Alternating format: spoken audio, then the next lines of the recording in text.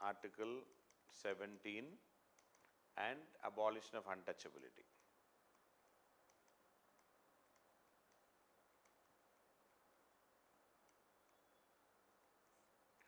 See, in fact, untouchability is abolished and its practice in any form is forbidden.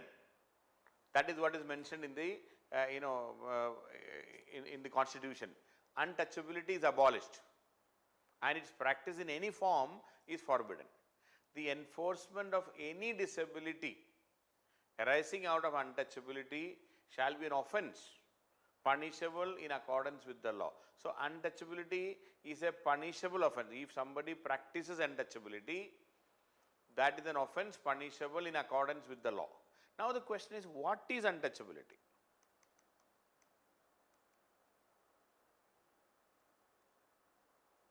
The question is, what is untouchability? But this untouchability is not defined in the Constitution. So, a very interesting thing is, it is not defined.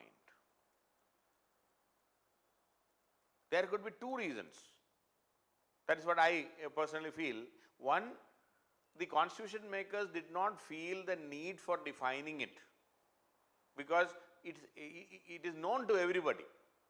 Something which is in a household name, there is no need. Maybe they thought that there is no need to define,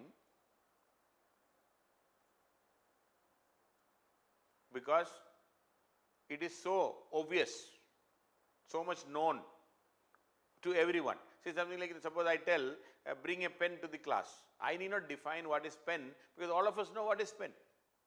Similarly, I think Constitution makers did not bother, or rather did not feel the need, because that was such a bad practice, which is a prevalent practice which is going on in the society, and everybody knew what is untouchability.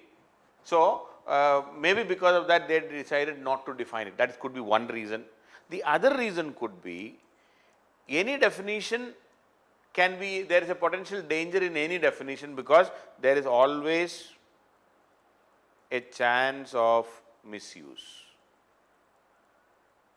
Any definition could be misused. So, one is, they might have felt there is no need for definition because it is known to everybody. Second could be, to avoid any potential misuse, it is not defined. So, but Supreme Court has said very categorically, untouchability, even Supreme Court did not define. Supreme Court simply said that it should not be understood in its literary or grammatical sense. Supreme Court said that this should not be understood in its literary or grammatical sense. Should not be understood in its literary or grammatical, in the grammatical sense. It should be understood as a practice it has developed historically. Supreme Court said we should look at the historic perspective. It should be understood holistically. It should be understood as a practice which has evolved historically. So, Supreme Court, rather than defining it, Supreme Court said, don't look at the literary meaning, touching, not touching is not the issue here, or the grammatical sense or the literary sense. No, untouchability, you cannot be defining in terms of, the literature. It should be understood as a practice, it has developed historically. So, so the interesting aspect is, untouchability is abolished. Any practice of untouchability is abolished according to Article 17, but no punishment is prescribed in the Constitution. No punishment prescribed, no punishment prescribed in the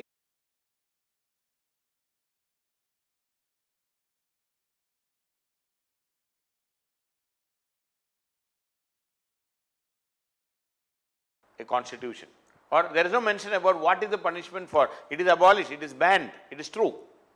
So, because since it was not no specific mention in the Article 17 regarding the punishment for what if somebody practices untouchability. The Parliament is free, so Parliament can make. So this is an enabling legislation, we can say. So Article 17 allows the Parliament. Article 17 allows the Parliament to make a law regarding what can be done or what should be done if untouchability is practiced. So Parliament is free to make a law in this regard, and based on this, in 1955, so Parliament passed the Untouchability Offences Act. Untouchability Offences Act 1955. But subsequently, this and stringent punishment was offered. So please remember a couple of things. The Constitution did not define what is untouchability. Constitution did not define what should be the punishment for practicing untouchability. Supreme Court talked about don't understand in the literary meaning. Please look at the look at the historic, the way it has evolved historically. Look at holistically. That's what Supreme Court said. But Parliament is free to make a law, and Parliament has made a law in 1955, which is the Untouchability Offences Act 1955. It's prescribed stringent punishment. Subsequently, in 1976, this Untouchability Offences Act was further modified, or rather it has been amended, and it was written as Civil Rights Protection Act. Civil Rights Protection Act. Now, the word untouchability was avoided in this new act. Instead, we use the term Civil Rights Protection Act. Why did we use civil rights? Because untouchability is a derogatory term, and we do not want to use it again and again. We do not want to remind it about that. But civil rights is a more a sophisticated word. It is more a positive word, we can say. Civil rights protection. In fact, I talked about civil rights earlier also when we are talking about different types of rights. I talked about civil rights, I talked about human rights, I talked about natural rights. So at that time I was talking about that, but still I am repeating it here. Civil rights, this idea was used, or rather it has evolved in the US in a big way, and it is designed to protect individuals from unfair treatment. Civil rights means the idea, the meaning, even again the meaning of civil rights is not mentioned in the law, but as we know what is civil right, it is to protect individuals from unfair treatment. To protect individuals from unfair treatment. They are the rights of individuals to receive equal treatment. Unfair treatment, protect from unfair treatment, or we can say they are the rights of individuals to receive equal treatment. Rights of individuals to receive equal treatment. So, to protect individuals from unfair, untouchability means an unfair treatment to that individual, or the right of individual to receive equal treatment, and it to be free from unfair treatment or discrimination. In fact, free from discrimination in a number of settings, including education, employment, housing, public accommodation, in a day-to-day life. Okay, so free from discrimination. Free from discrimination in education, in employment, in housing, in day-to-day life, in everywhere.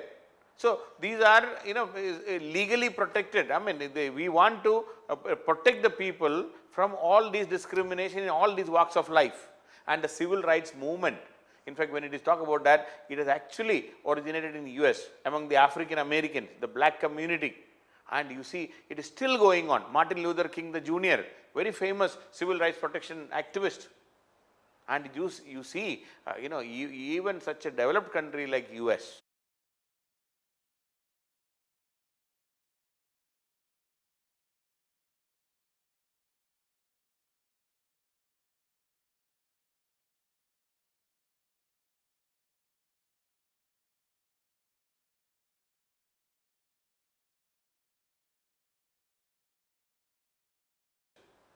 and you see, even such a developed country like US, where so much of prosperity is there, so much of money is there, they are unable to do it.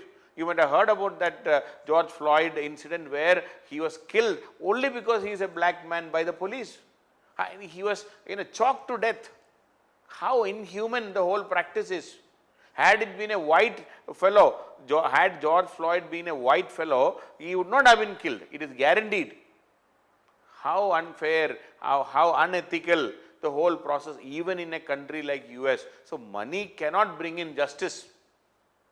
And that is, so civil rights movement started in a big way in US. So much of discrimination in US even today. And these civil rights movements are for the advancement of equality of all people. Civil rights mean all are equal, that concept, okay, regardless of race, sex, age, disability, everything. So in Indian context, civil rights, again, we are also talking about the same thing. Any right or other civil rights are the rights of those communities who are, who are treated as unequals. Their right to be equal, right not to be discriminated. That is the right we are talking. So civil rights, so in fact, in the law, the civil right is not defined. In the law, please not, in the law, civil rights not defined.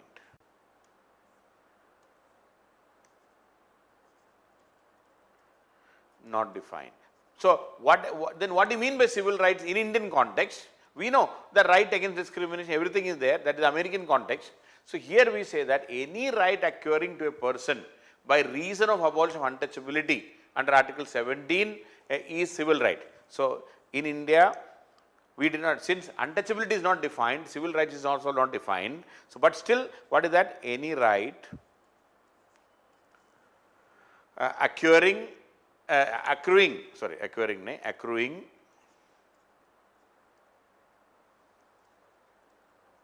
up, accruing means adding up to a person by reason of abolition of untouchability, accruing to a person by reason of the abolition of untouchability, by reason of the abolition of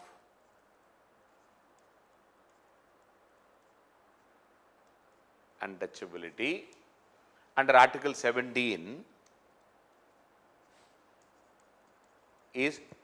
can be termed as civil rights. So in the Civil Rights Protection Act, we added more stringent measures. So 1955 Act, Untouchability Offences Act, we added some provisions. Then we made it more stringent by adding the Civil Rights Protection Act, by amending the Constitution. So then subsequently in 1989, because of all these things are not ultimately resulting in any reduction in the atrocities against the scheduled castes and scheduled tribes. So in 1989, Parliament again passed another law called Scheduled Caste and Scheduled Tribe Prevention of Atrocities Act. Scheduled Caste and Scheduled Tribes Prevention of Atrocities Act 1989. This is to provide even more stringent punishment, and it was a controversial act a bit. I will talk about that in a separate video about the whole thing. So this is Scheduled Tribes, Scheduled Caste and Scheduled Tribe Prevention of Atrocities Act, and it defined, and in fact why? Because the atrocities against the scheduled tribes and scheduled castes were not reducing despite all these laws. So one more law was passed. So now the point what I would like to make, and I will talk about the Scheduled Caste, Scheduled Tribe Prevention of Atrocities Act separately, 1989, and then an amendment was there recently. I will talk about all these things separately. Now, but what I would like to talk about in the analysis about untouchability. A couple of things I would like to remind you. First of all, we have to understand there is a historic injustice. Historic injustice. This injustice meted out to certain sections of our society is not something we started today or yesterday. It is there for thousands of years. It is, certain communities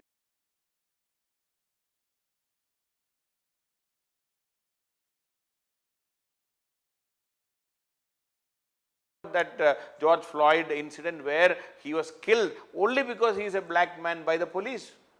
He was pushed to the corner. Their human rights were completely violated. Some of them were even treated as bonded laborers and slaves, and they were not treated as human beings. And so this historic injustice continued for thousands of years in India against certain individuals or certain castes were declared as privileged class, and the rest are all underprivileged or no privilege at all. So it was a disaster in our country. Our social system has destroyed the concept of human being and equality. Everything was gone. So we are trying to, the Article 17 and our constitution is trying to mitigate, trying to wipe off this historic injustice in one go. We are trying to mitigate or redefine, or rather I will say wipe out all injustice in one go. Through this constitution, we are simply declaring that all are equal. There cannot be any discrimination in whatever form, whatever practices you followed, whatever history you have, forget about that. Now onwards everybody is equal. So we are trying to mitigate, we are trying to overcome a historic injustice suddenly through this law. That is number one. Number two is, to achieve success, we need a change of attitude in the people. See, this is a social problem. This is a social issue.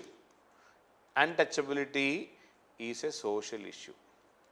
See, there are many social issues in our country. There are many social injustices in our country which are to be settled, and to make, if you want to achieve the real concept of equality, if you want to talk about the real meaning of human rights in India, we need to mitigate and resolve many of the social issues. See, some of them like child labor. We know it's a crime, so we have to resolve it. Child labor has to be resolved. We have child marriages. We have to resolve it. We have a problem of dowry. It's an injustice to women. And, a series of such, inhuman practices in India, the patriarchal system and the women not given equal rights in the family, the property rights, for example, no property right, even though in law we have made many things. In practice we know, no property rights for women, for ancestral property rights for women, even in the undivided family. See, even today, in a joint family system, women are not given this right to property. So we have the social evil of dowry. Sati was there, we have somehow managed, but even then. So we have a series of social issues like this. Untouchability is another practice, which is an inhuman practice. So this is a social problem. So in all social issues, whether it is child labor, child marriage, dowry, and inequality of women, or so many, in religious places, women are not allowed to do certain things, only men can do this or that. Sabarimala issue, we know, in the name of history and our practice, and what you call what has been gone through as a heritage, now we want to continue to practice certain things. So it is very, it's very, very, unique, and I will say this is a social issue. And untouchability is a social crime. So these are all crime I am talking. It's a social issue, it's a social crime. the whole society is involved in it. Everybody is a party to this crime. The victim is also a party, the who practice it is a party. So, in fact, even victims may not even know that they have a right against all these things, because it is how they have, the whole generations have done like this only, has gone through this process. So, it's a social crime. So, now my only argument, and your argument also should be, the law alone cannot resolve this. See, you cannot wipe out untouchability just by having a law or a very stringent law.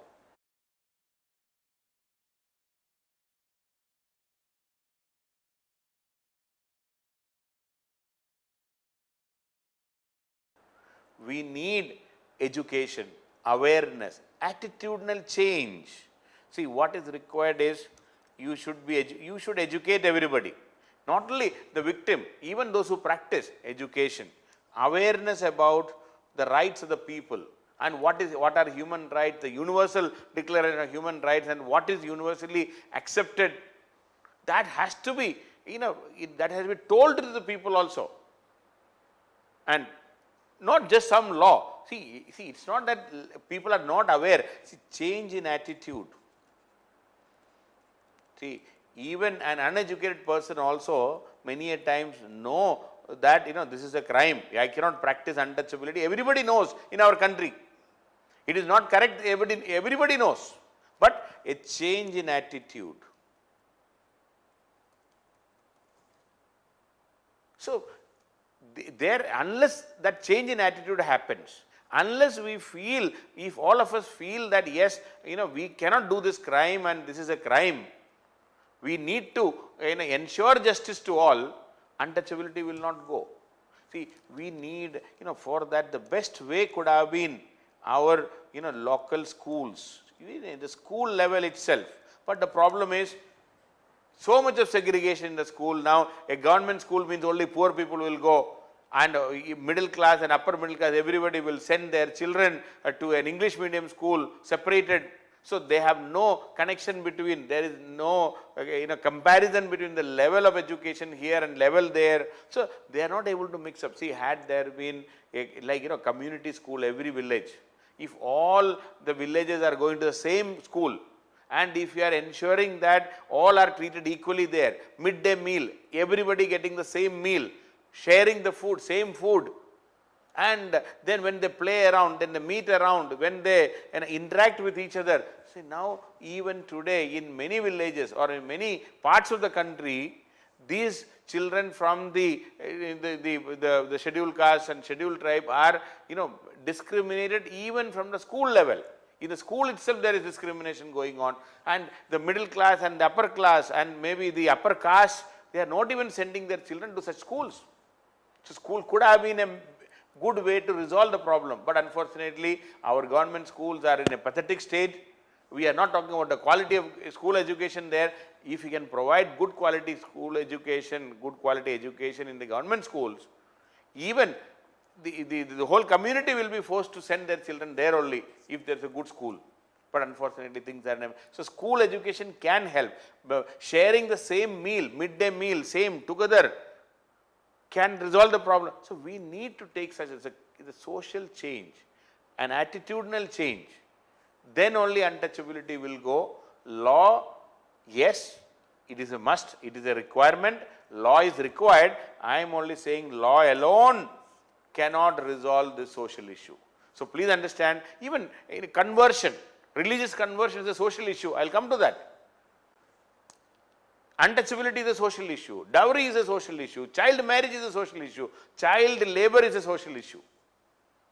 All social issues, attitudinal change. The whole society will have to participate. The whole society should understand a crime is going on, an injustice is going on. We need to resolve that. So, that attitudinal change can come through education, awareness. See, please understand, if each and every citizen, especially the Dalits, the underprivileged, if they have education, good education, and if they have gainful employment, this kind of discrimination can be minimized. So, my solution is very simple: best possible or maximum possible education for all. Education for all. That is the first requirement. Provide maximum possible education, good education. Improve the quality of the schools in our villages. Maximum possible education for all. Gainful employment so that they can survive on their own. Gainful employment. Maximum possible education for all. Gainful employment so that they are not dependent on, see the migrant laborers, unfortunately, they are unable to survive, then they are forced to walk down back to their villages and all. Gainful employment where there is some stability in their earnings. Gainful, see, if you have income, sufficient income, good income to survive, and if you have education, if you are aware of your rights,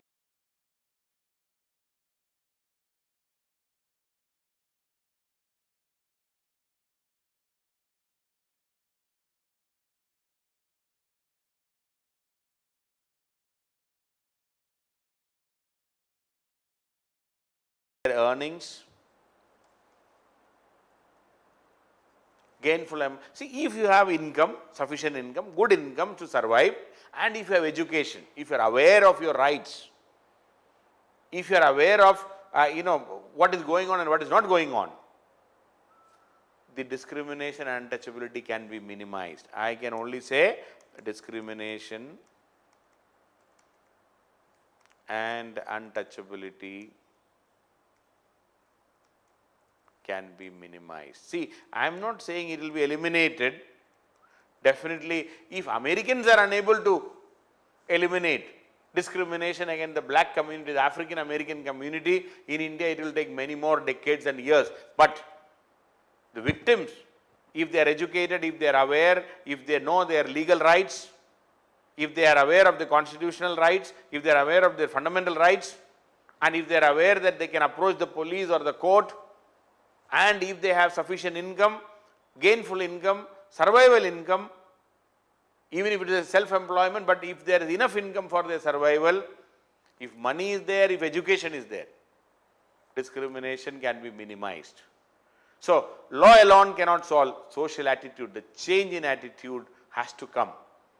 It will come through education, awareness, sustained campaign. See, we have to, it is from the government and from NGO, the religious leaders, there has to be a sustained campaign for elimination of these social evil and social practice. So, untouchability can be eliminated only through a sustained campaign, but education, awareness, social campaign, it has to be a people's movement. It has to be a people's movement. It takes time, but we have to do, we cannot give up. We cannot keep laid back and say that, array, this is going on, what can I do? No, we have to fight against it. We have to fight it. We have to encourage people to come out of this, educate them, sustained campaign by the government can easily do. So many campaigns the government do. Let us do this campaign in a continuous manner, sustained campaign, and then slowly this will vanish. It cannot be wiped out. See, 70 years of independence and constitution, we are unable to do it, but we need more to be done. But we cannot rest and we cannot say this is not going to go. No, it will go. If there is a will, there is a way we can do, and that's about Article 17 and abolition of untouchability.